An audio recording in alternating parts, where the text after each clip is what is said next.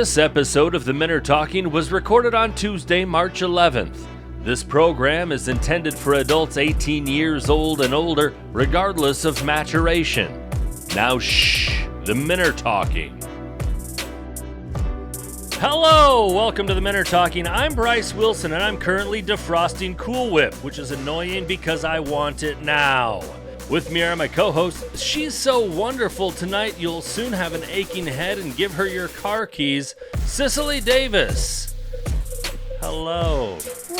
And filling in for Jai Hansen, Judd Haley. Read his latest book out now. It's called All My Meetings Happen at the Bar. Truth. On the show this week, bumper stickers. We're not still doing that, right? And later, 72 facts you never knew about meatloaf. This week's episode is sponsored by Awkward Silence. Awkward Silence when you need...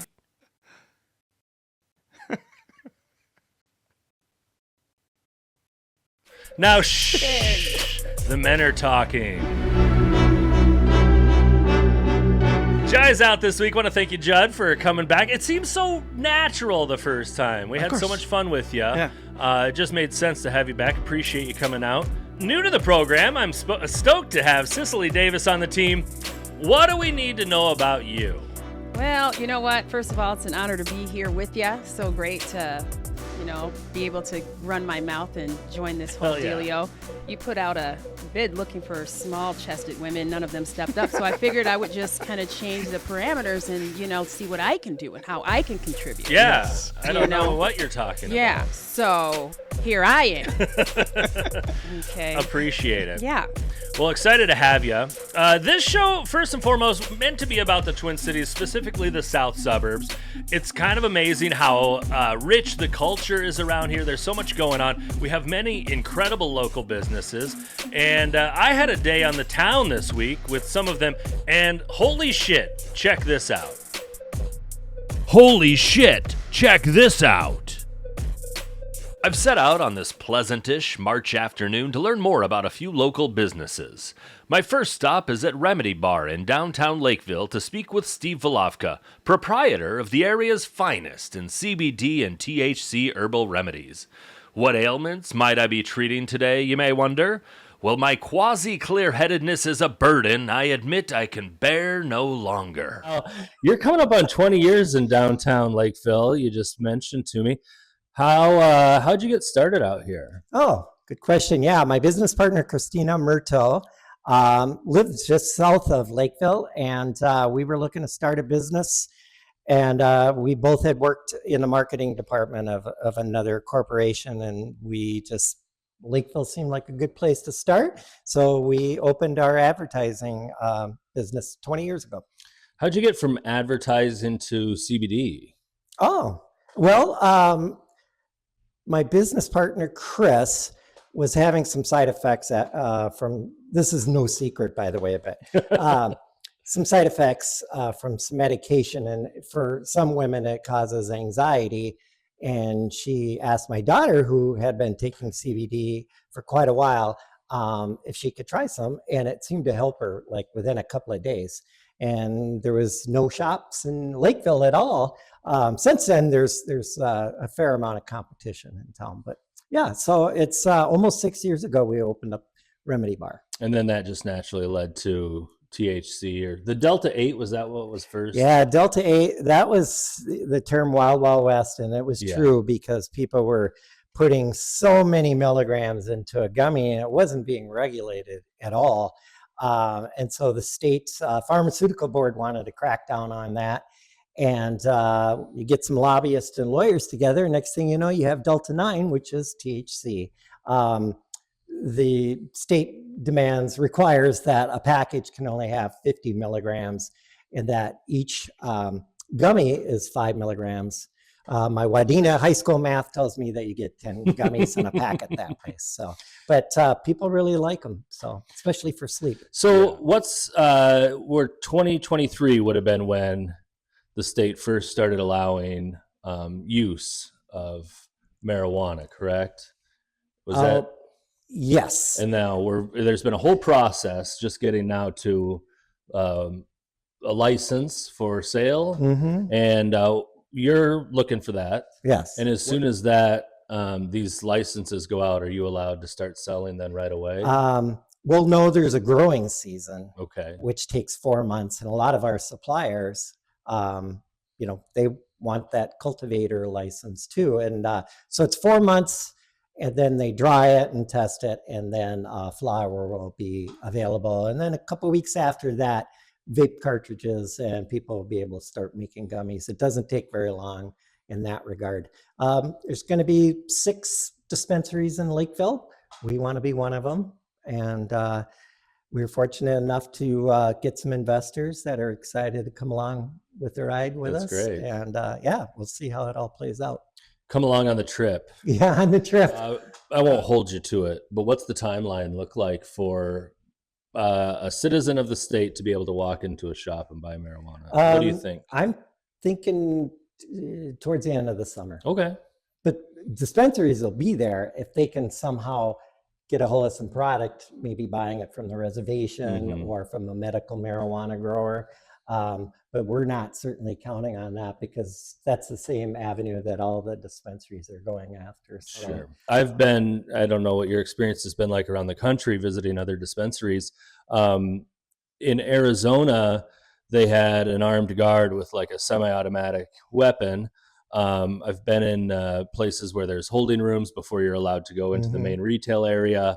In Montana, you just walk in off the street as though similar to how this shop is. What's Minnesota going to look like? Well, no to the armed guard. We pretty much, they've eliminated that. But there will be someone that's scanning IDs.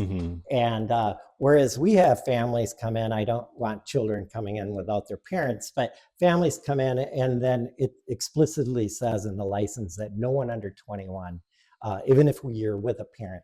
But you get your ID scanned. There will be where you get buzzed in. We got some products to try? Yes, absolutely. Let's see what we got. But this is North High Tonic Strawberry Melon. Okay. And actually is a 10 milligram one. So it smells bubblegummy. Well, it was a good year. 24 was a very good. Well, no, it wasn't a good year, but it was a good year for these things. Okay. Oh yes. Cheers. I get thirsty quick.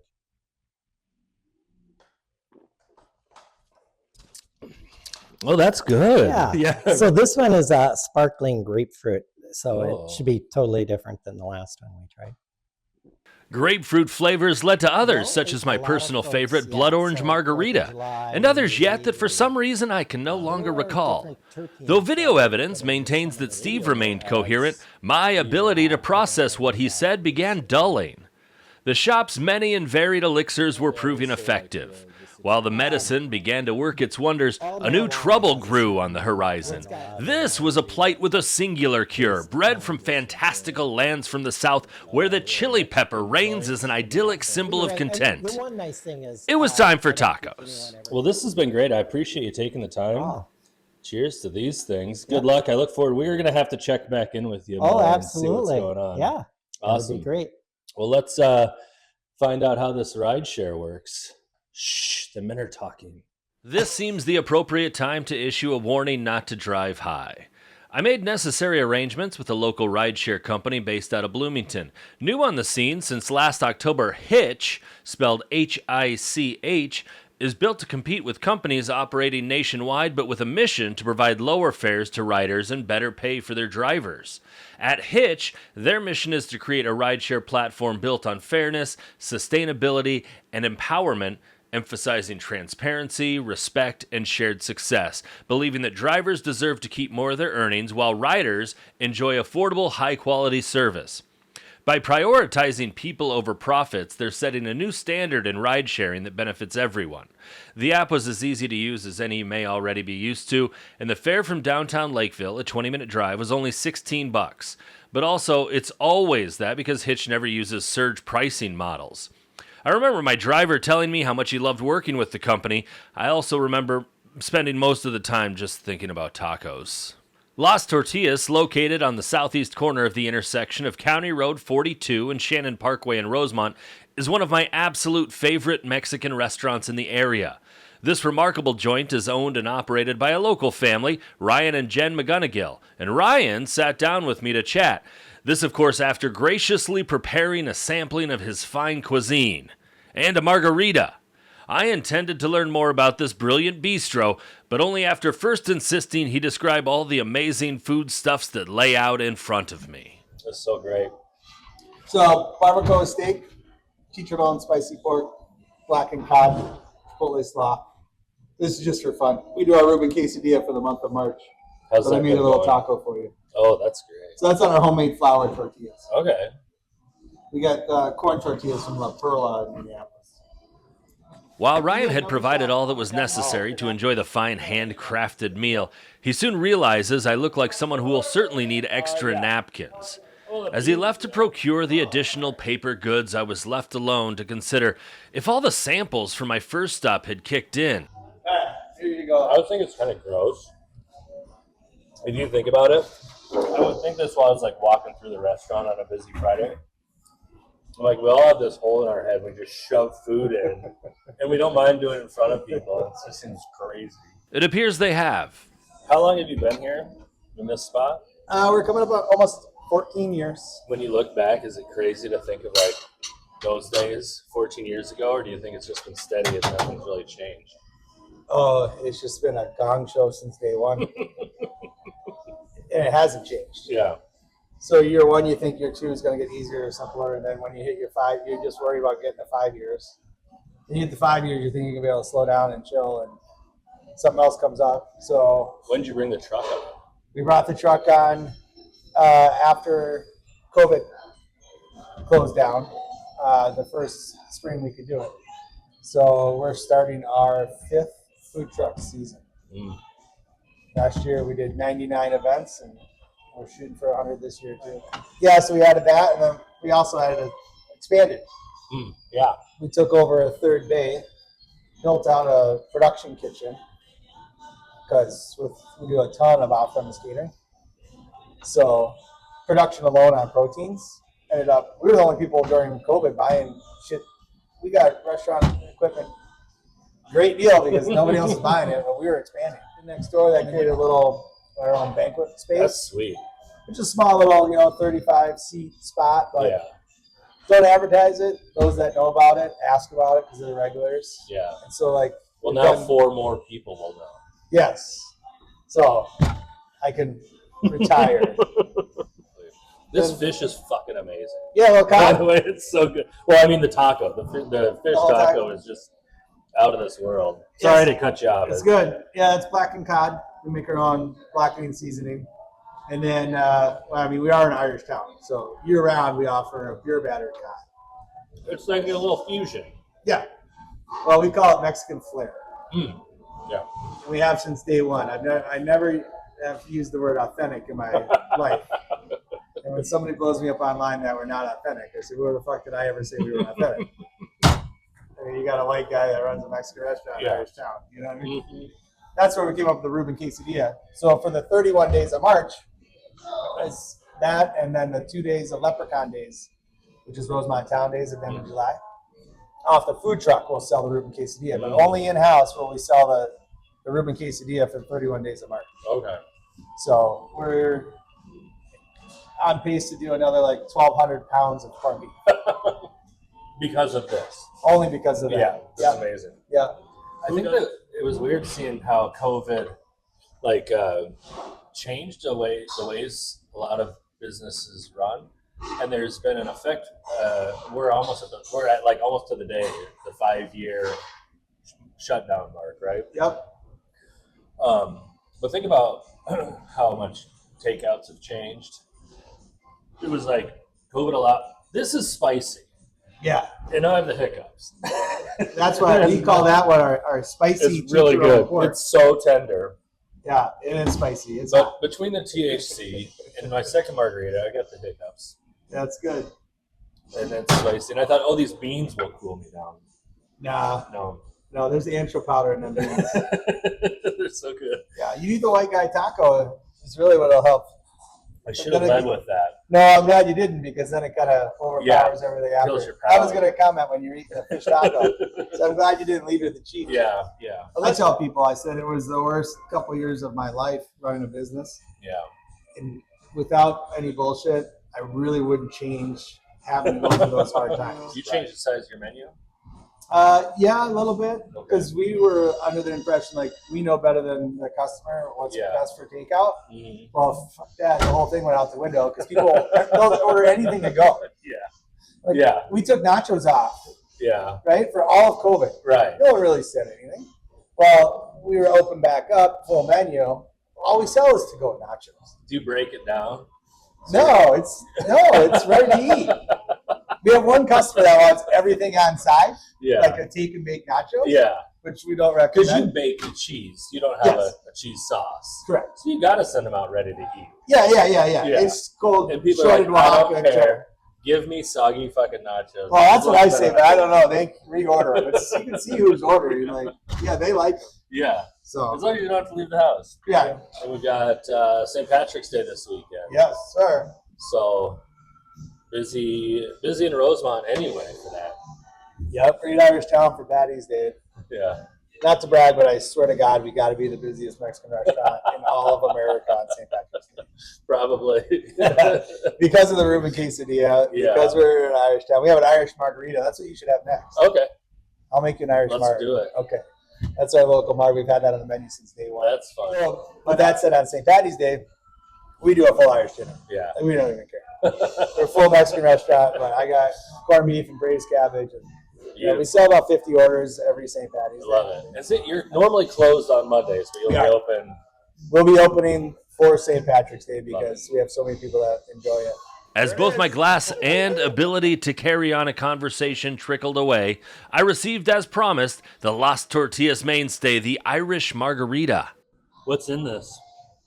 It's our house tequila triple, Midori lemon liqueur, and our private blend sour mix. It's like our house margarita with the addition of Midori. She's stiff and sweet. You know what I'm saying? Yeah. Oh, that's delicious.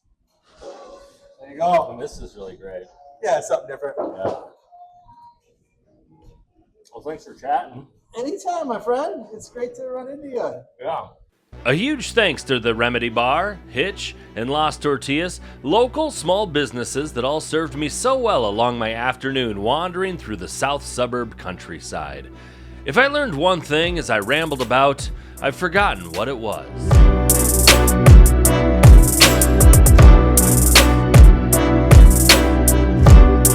Giving headlines.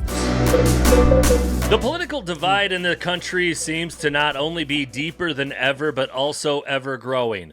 Trump's address to Congress seems to demonstrate the divide, with Democratic politicians actively protesting in ways that included shouting, signs, sitting, and fashion choices. Cicely, can you explain this division? And more specifically, can you explain to me how division works and why 1/4 is smaller than 1/3, even though 4 is more than 3? I love this. What divide? What divide are you speaking of? What is that? Yeah, my perspective is always going to be, obviously from the feminine perspective. But in all honesty, you know what? I actually am not feeling a divide. I actually feel that people are coming together. And I think that there is a divide amongst one side. I think about the electorate and how the majority of Americans set out a mandate for Donald Trump and they voted for him to give him a chance. And I think the left side is very much divided on figuring out how they can kind of get back ahead of this culture war. So I don't see a divide. I feel like people are more than ever coming together. Maybe it just seems that way if you watch only the news.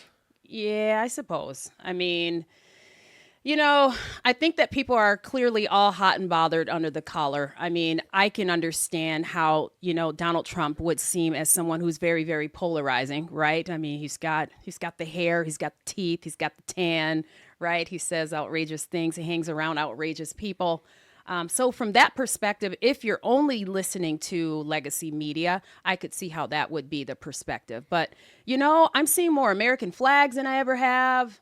It's not, I don't get beat up if I say his name and I'm standing in line with the person next door to me at Starbucks and I say Trump's name. No one's throwing hot coffee in my face. So that in itself, I guess we're making strides. That's right. I guess we're making strides. One step at a time. One step at a time. Correct. Judd, do you think political dogma could be harmful to one's mental health, even though both dogs and moths have proven helpful? Yeah, that's deep. Sometimes people get so hung up on, let's say in this case, Donald Trump. Yeah. It kind of becomes their own personality, their own obsession. Can that possibly be healthy?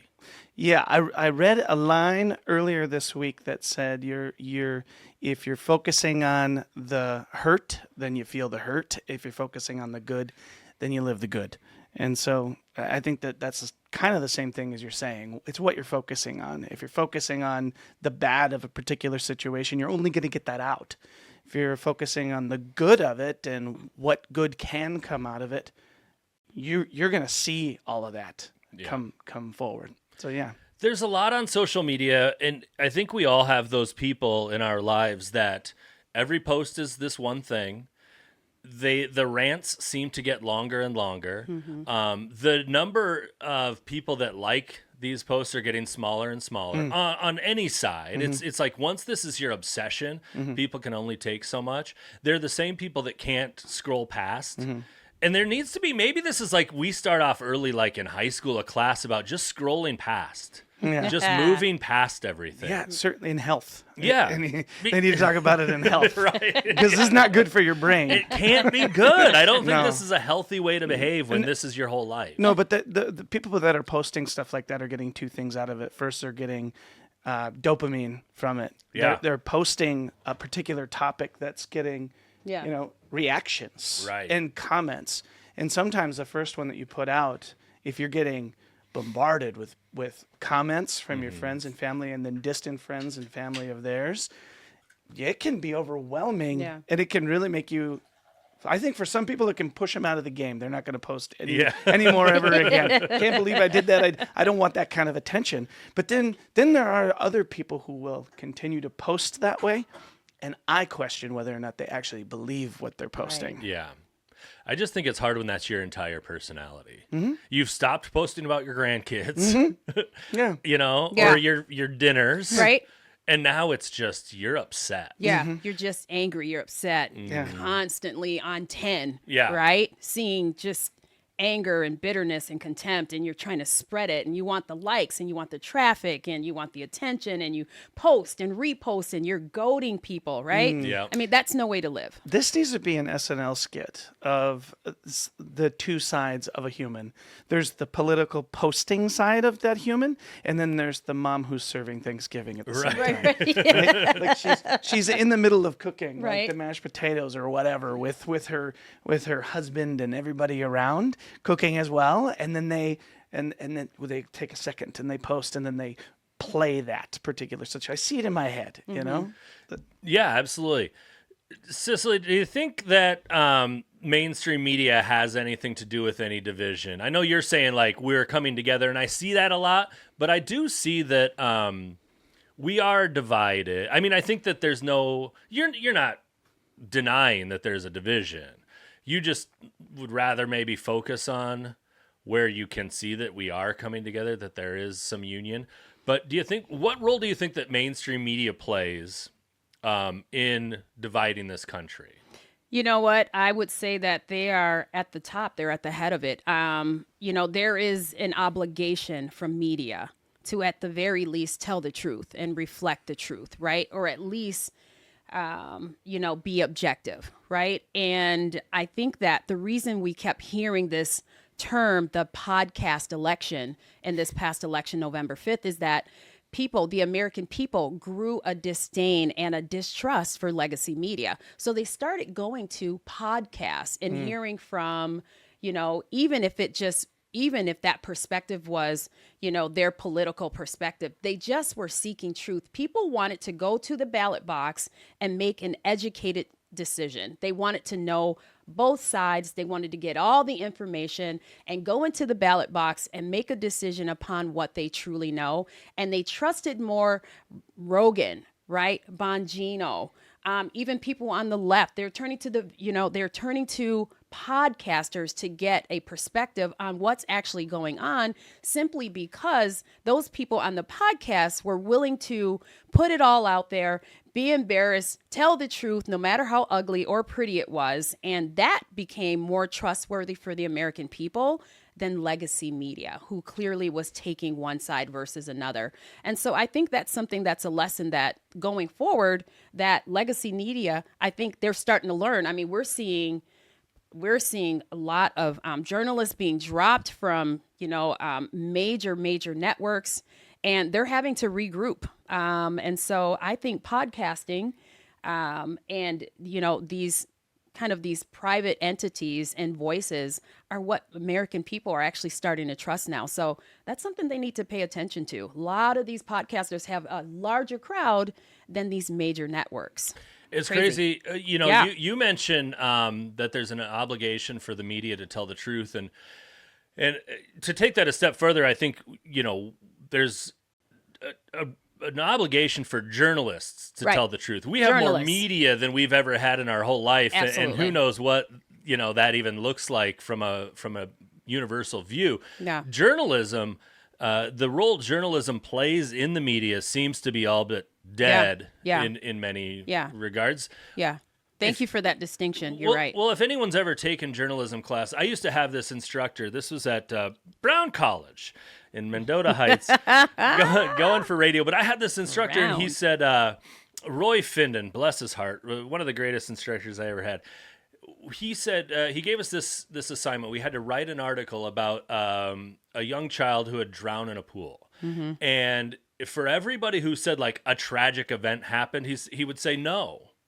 As a journalist, you can't call that tragic. If you can find a neighbor or a family member or the sheriff saying that's tragic, you can include that. Of course, you're going to attribute that to that person. Sure. But the journalist can't insert their own feelings. Even if 100 people out of 100 are going to agree that, yes, it's tragic, that's an adjective you're not allowed to use in journalism. Interesting. It's a great point. And that shit's gone. Yeah, completely out the window. You're not going to get any clicks without using the word tragedy. Correct. Is kind of the mindset here. Right. And it's ruined a lot of journalism. Judd, we're talking about social media a little bit before, but how do you think that continues to play a role in this division as well? The social media aspect of things? Yeah. I mean, absolutely. But the biggest thing is like we were talking about earlier, the people who are not journalists who then insert their own ideas and feelings and put it out there, that then that post gets shared by somebody's cousin, somebody's friend, and then somebody else writes something based on that post that it becomes That's a what I heard. never-ending, growing conspiracy.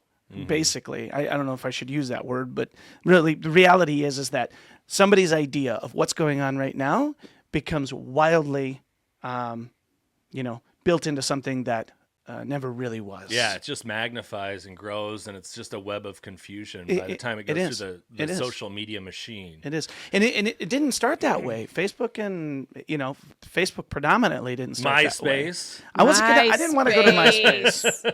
Why don't you just talk about the pagers then, if you're going to do that? I know. MySpace got crazy, but Facebook, when Facebook was just families, friends, maybe just even college students, it seemed to be a place of connection and truth. Yeah.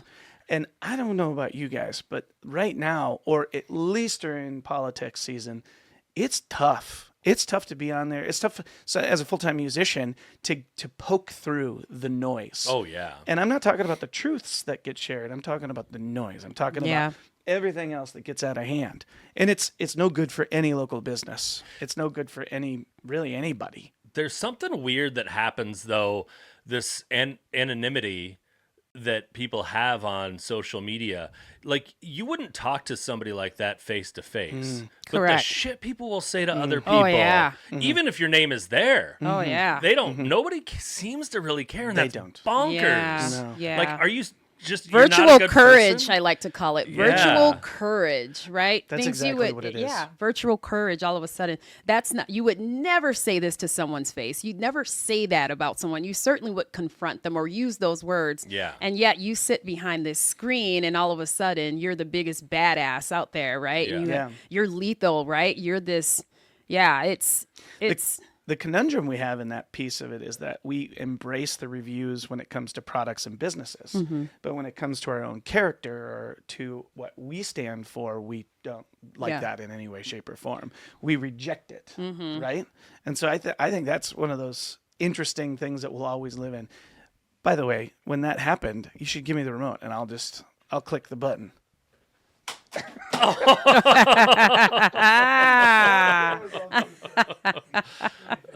Just the worst thing that could have happened. It's right under. It's just lost in the wires. It's right under the. There you go. Okay. Reach. There we go. You see it. I don't see. I could see it if I look this. Yeah. I Is like. that camera aligned? Yeah, it's good now. Is that the way you want it? Yeah, it's perfect. See how the couch cushions kind of like line up. I was gonna say I like to think people are generally good. Like, I want to think that. I do think that, but not on social media. On social media, it all goes. And I think that you have good people that say shitty things, mean things to people because they don't have to look them face to face. Yeah. And it seems to just be getting worse. I have a fan who comes out who actively has a troll site.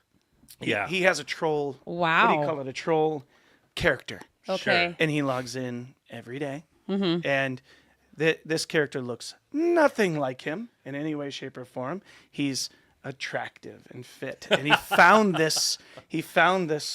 Like model who has lots of pictures of himself, and then he just uses it to review businesses, local businesses, review music from musicians. So I think I've been a culprit of that. If you're watching, I know what you're up to. But he does it predominantly just to be an instigator. He gets little heartbeats out of it, you know. And who knows what else he's doing with that account? I mean, that's a catfish account. Absolutely. Right there. Yeah. There's Social no media, what it does is it elevates selfishness. And that's what we just need to accept. It's all about you, right? You can say it's my friends and what I'm doing, my outfit of the day, the trip that I took, and my family, and this and that. But it really is elevating selfishness. And that's what we just need to accept. Even if you have a page that's simply doing that, that's just giving, you can have the social media page that gives the great, word of the day, and it's very encouraging. It's still all about you. I need you to click into me to see that. Yeah. So that's what it's really truly feeding. Give me Do you attention. feel that You way know what? about if you have Yeah. like a personal brand? So like I'm a musician. So is that serving my brand, my company, my business, or is that serving my ego? Well, your ego has to be a part of it. I mean, it's going to get I'm a fed. musician, so Absolutely. Yeah. I do have you an can't ego. even be that without, right? Right. Yeah. It feeds that. I think that now we can kind of go into these avenues of intent, right? So I think that selfishness and ego gets fed.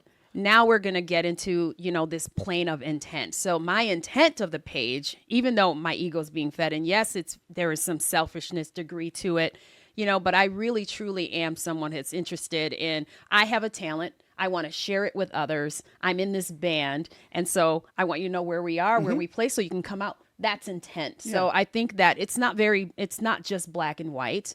But I think at that core base, we have to accept that there's some real selfishness, and it plays into ego for sure. But I do have a question to add on to that. Mm-hmm. So now we get into this story about how during political season we had musicians popular all around the United States, or even on a local level, that were sharing their own opinion, and they were getting shunned by their own fans. You stand to lose fans, right? Sure. When you share your opinion of how you feel. Do you guys think that, superstars and musicians and people who bring talent and happiness to the world should share their opinion when it comes to politics.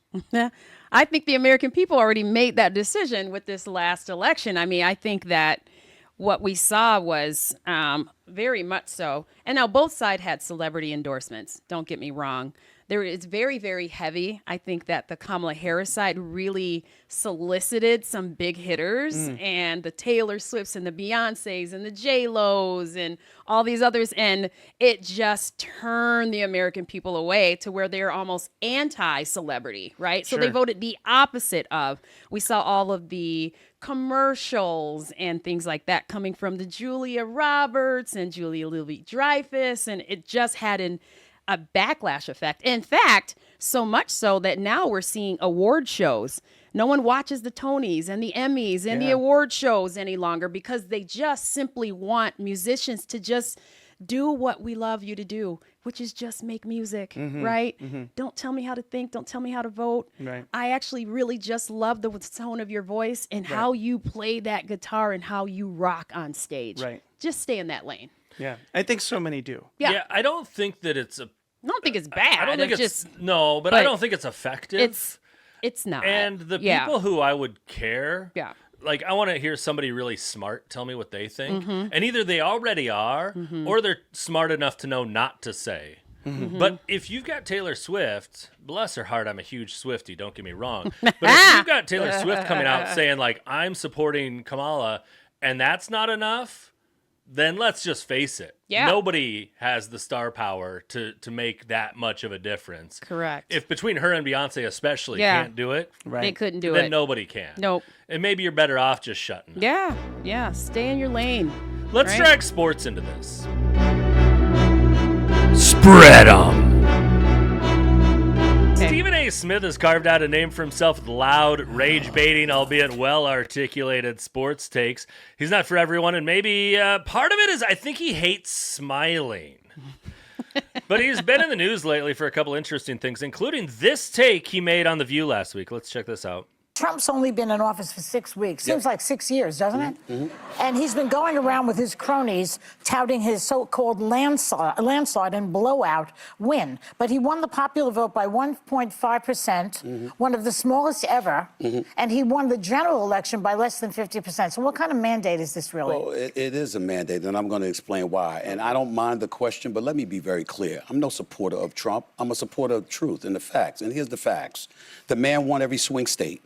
He increased in terms of his voter turnout in his favor from the standpoint of blacks, Latinos, and young voters. He increased his numbers in that regard from 2020.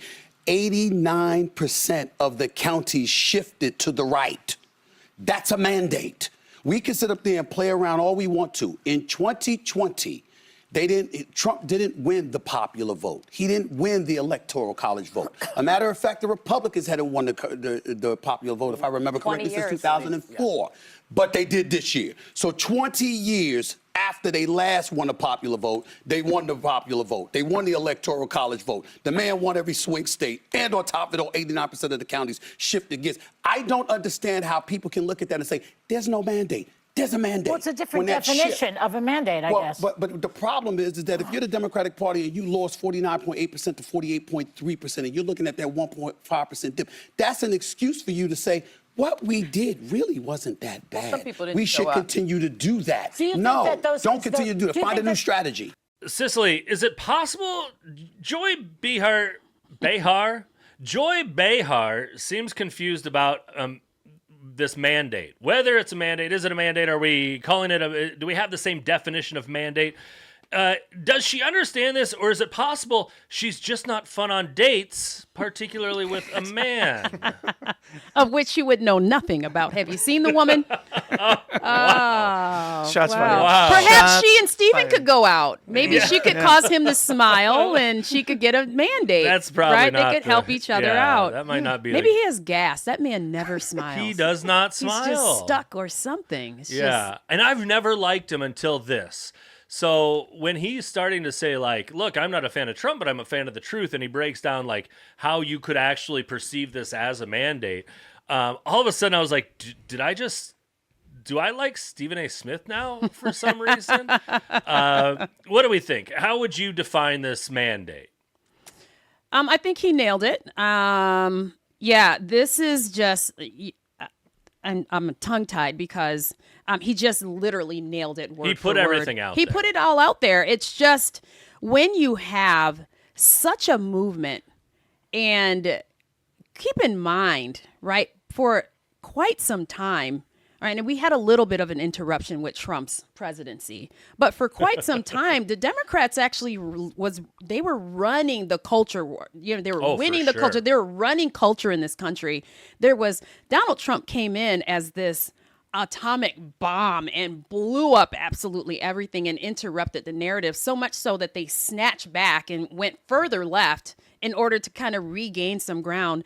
And then he comes back after being attacked and being thrown in jail with the mugshot. They raided his house. They ran him through all this litigation, and he got shot at twice, and he still comes up and he's talking fight, fight, fight, blood running down his face. I mean, the man has been through it all and he wins.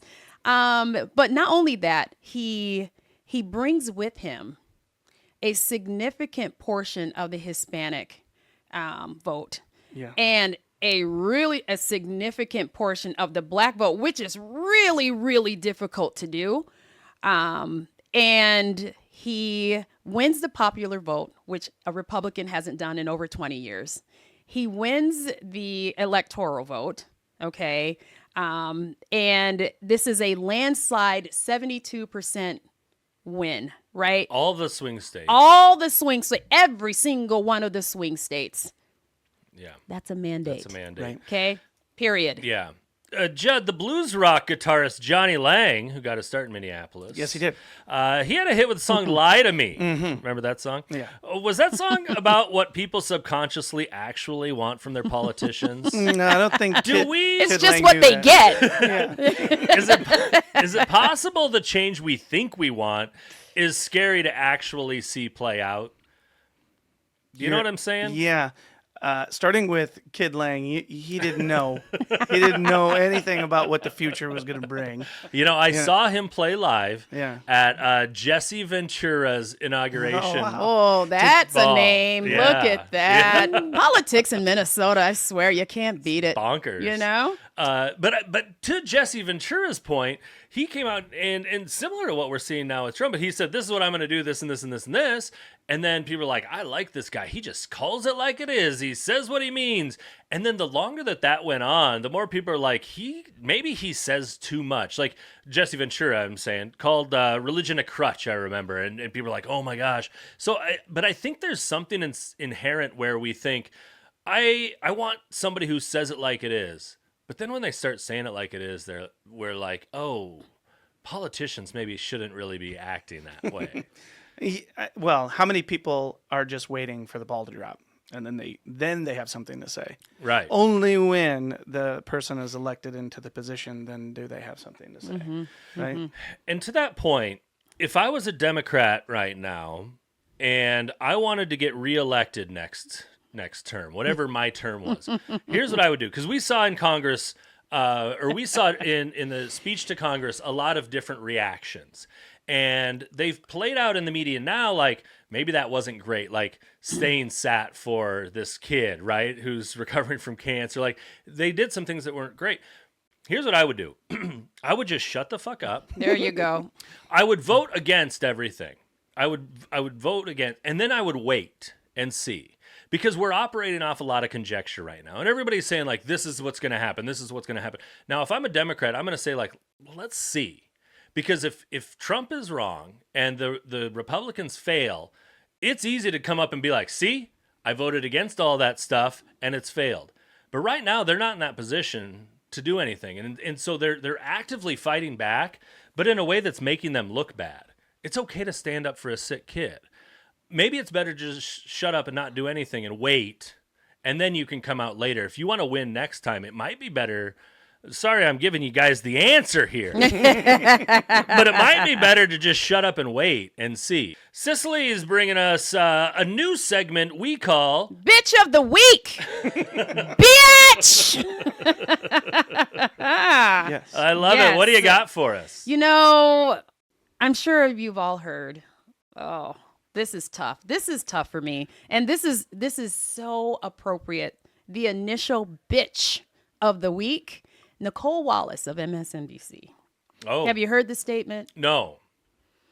So we all seen the amazing little boy, 13-year-old DJ. Yes. At Trump's congressional speech.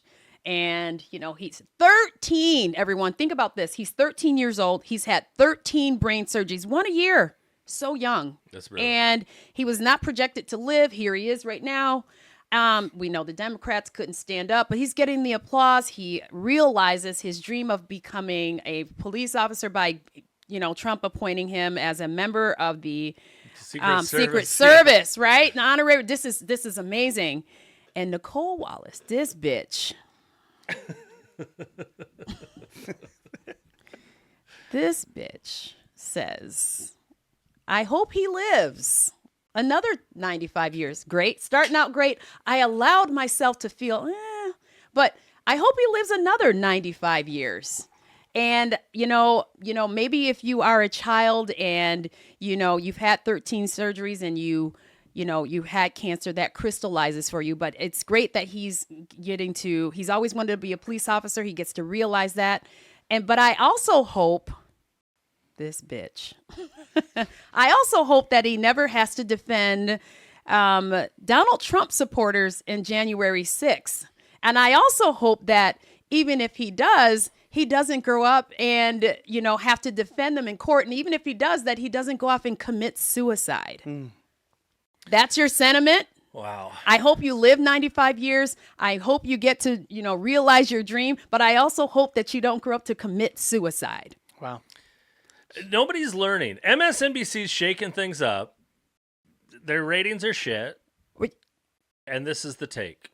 That's the take. And it's no wonder when we were talking about that mistrust and that disgust of legacy media, that's exactly the shit that I'm talking about. Yeah. Right? Mm-hmm. That's a bitch right there. That is very qualified for the very first week out. Nicole Wallace is, by all means, bitch of the week.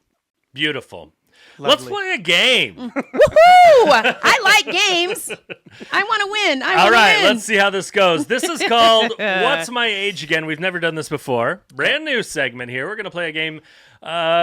Just came up with it. I didn't invent the wheel on this. This kind of thing exists, but we're going to see how it goes for us. It's called What's My Age Again? I'm going to give you a celebrity, and then each of you, well, we'll go back and forth. You'll say how old you think this person is. If you're correct, you get the point. If you're not correct, the other person can say higher or lower, and if they're right on that, they get the point. All right? Sounds good to me. Let's start this up. Let me crack my neck and get ready here. Let's get ready. Judd Heidi Klum, who's returning to Project Runway, sans Tim Gunn. How old is Heidi Klum? Okay. I'm going high on this one, but All right. I think I'm in the area. Okay. I think she's close to like 70, right? That is incorrect. She's not 70. So, Cicely, do you think Heidi Klum is under or above 70? Oh, she's under. Yeah. Yeah. Well under. Actually, 51. 50. I was just going to yeah. It sounded like you were going to say that. Yeah, Cut I was that going part. to say Let's 52. go back. I was going to say 52. Okay. But, yeah. All right, we're going to give Cicely that point. Woohoo! Cicely, Robert Plant, now he's the lead singer from Led Zeppelin. Led Zeppelin has a documentary out now called Becoming Led Zeppelin. It's in theaters and IMAX. It's doing very well. Have you seen this by any chance? Not either yet. of you? No. I want to see this. I wanna see it. it. Looks really cool. Robert Plant, how old do you think he is? Oh, boy. Okay. Led Zeppelin, huh? Yeah.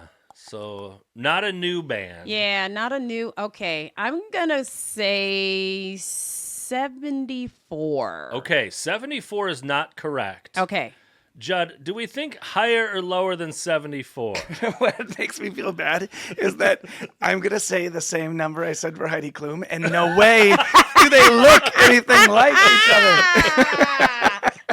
So you want to take the under on 74? I'm going 70. All right, he's 76. Okay. He's 76. Now, if you're going, you can take. You don't have to give the exact age. You know, if you're taking once you're on the over/under side. So you got to just say under. You don't have to be exact on that one. Well, I should have said that because I felt real bad about that now. Poor Heidi Klum. Poor Heidi. She looks 30. She's got a man whose face is all cut up, and then she's 70. They're not together anymore. Oh, there's her baby daddy. Baby daddy. Okay. Baby daddy. Yeah, baby daddy. Okay. All right. 70s. Man, I really screwed the pooch. Damn. That's all right. That's all right. We got more of these. That's going to be a sleepless night. You can come back. You come back. I always tell people, like, oh, I don't want to make anybody look bad. I'll cut out whatever I need to. Yeah. I That's can't. pretty fun. You got to leave that one in. You got to leave that shit in. When you cut this together, put the picture that she looks the oldest. Right here. We'll feed her through like an Just aging right here, Judd. app. How old do you? For effect. Yeah. Put her in the worm costume. She at least looks 70 there. Yes. Damn. Oh, that's so hilarious. Kendall Jenner, who's always in the news for something, but recently the gossip columns have her back with Devin Booker of the NBA Suns, NBA All-Star. How old do you think Kendall Jenner is? This is on me. This is on you. Man, I wish I watched the Kardashians. I just don't. You can. Yeah, You can stream it, Is she 21, 22? 22. Over or she's under? older than that. Older than that's correct. She's 29. She's 29. Yeah. Yes. I'm going to stop saying that. I'm going to give you the option to guess. Excuse me. She's not 30 yet. All right, Cicely, this one's on you. Adam Sandler, who we saw in the Grammys. Oh, you're doing this? And he did a great, did you see the Grammys, you guys? I did, yeah. And he had the hoodie on and did the whole bit. It was a lot of fun with Conan. How old do you think Adam Sandler is? Adam Sandler is older than we think. I would say, let's go with, he's still Generation X, though. I'm going to go with 58. That's correct. Woo! I'm going to say 58. That's correct. Yeah. I was going to say 70, but when in doubt. He's still Generation X. But I'm going to hit on that somewhere. So at some point, it's going to be 70. Nice. A frequent Adam Sandler co-star, Drew Barrymore. And actually, by the way, Adam Sandler turned 58 like 2 weeks ago. Okay. Just had a birthday. I didn't know think Drew Barrymore also recently had a birthday, but Drew Barrymore's age, what are we thinking, Judd? Drew Barrymore. Okay. E.T. was one of my favorite shows. Classic. She was all of what? She was 6 young, in that? correct. Yeah. I'm going to say Drew Barrymore is 49. That's correct. Woo! On the nuts. All right, you get the point. Back to you, Cicely. Recent host of SNL. Now, has a birthday this month, but not yet. How old is Lady Gaga? Lady Gaga. Today.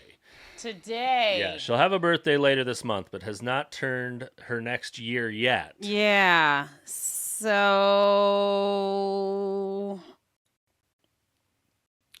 Oh, this is tough It here. is tough. That's a tough one. This is kind of a tricky one. This one, okay. Yeah, so I'm going to give her... let me make her 44. 44, so that's not exact. Okay. Under.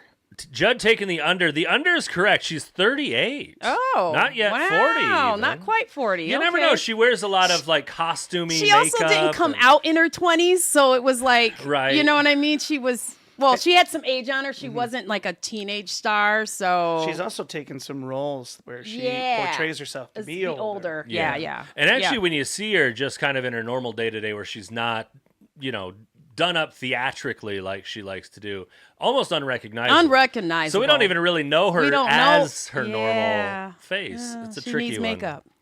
At all times. So this is at all times. I have not. I disagree or agree. I don't know. Either way. Put some makeup on that girl. Judd, this one's you, right? Okay, I'll go. Yeah. In the news recently, following the sheer dress trend, her nipples were showing. She looked nice. Paris Jackson. Paris Jackson. How old do you think Paris Jackson, Michael Jackson's daughter, is? Well, I think she was close to a teenager when he passed away. Yeah, she was pretty young. Well, I mean, yeah, relatively young. Yeah, I think she's under 25 for sure. I'm going to say 23. 23. Oh, she's older than that. Taking the over. She's 26. Ooh. So you're right there, closer to 25. 26. That makes older than that yet. Yeah. That means the score 5-2. Sicily, you win. Woo! So you don't have to worry about getting upset. The women are winning. Okay. Hey, listen. Yes. I didn't realize we were trying to win here. Did the points mean anything? Yeah. No, they don't. I would have taken back my vote on 70 then. Heidi Klum at Smart. 70 years. Yeah, smart. How do I compare her to Robert Plant? I'm never going to live it down. No. Well, thank you so much for being here. Yeah. You make such a You're great good fill-in. company. Oh, thank you. Yeah. We don't have to worry about it. Just, and you're flexible. Yeah. And your calendar's not that busy. I can do the splits every once in a while. Not now, though. Do it. I just turned 70 this week. So, you can't tell You by look my good. complexion. But I wish we'd have done that joke earlier. We could have just run it the whole show. Cicely, you have anything you'd like to tell us about? You have your own podcast, too. I do. It's called The Savage Truth with Cicely Davis. If you're looking for that really red perspective, and see your girl. Love it. Yeah. It's on Apple Podcasts, Spotify, and YouTube. Thank you very much. Well, thank you for joining us. Yeah, it's good to be here. I'm loving having you, so this fun. will be great. It's been fun. For Cicely Davis and Judd Haley filling in for Jai Hansen, I'm Bryce Wilson, and the men are talking.